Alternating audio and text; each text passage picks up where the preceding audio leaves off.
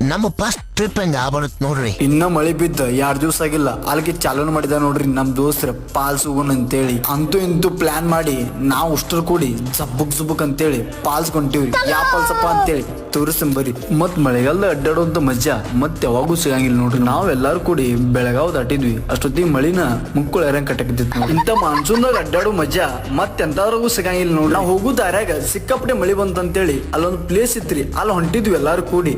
ಅಲ್ಲಿ ನೋಡಿದ್ರೆ ಚಪ್ಪಲ್ ಜಾರಿ ಮತ್ತೆ ಗಾಡಿನು ಜಾರಿ ಬಿಡಾಕತ್ ಬಿಟ್ಟಿದ್ವಿ ನೋಡ್ರಿ. ಹಂಗ ನೋಡ್ಕೊಂಡು ಸೀದಾ ನೇಚರ್ ನೋಡ್ಕೊಂತ ಹೊಂಟಿದ್ವಿ. ಫಾಗ್ ಮಾತ್ರ ಸಿಕ್ಕಾಪಟ್ಟೆ ಬಿಡಾಕತ್ತಿತ್ತು. ಅಂತ ಖುಷಿಗಳು ನಾವು ದಿಗ್ ಹುಡ್ಕೊಂತ ಕೌಳಿಯನ್ ಕಡೆ ಬಂದಿವ್ರಿ. ಕೌಳಿಯನ್ ನಂತರ ಮುಕ್ಕಳು ಎರಂಗಾಗಿದ್ದು. ನಮ್ ದೋಸ್ತರ ಹಂಗ ಸಾಟ್ ಬಿಡ್ಲಾರ ಜಡಿದ ಮಾಡಾಕತ್ ಬಿಟ್ರ ಹುಟ್ರು.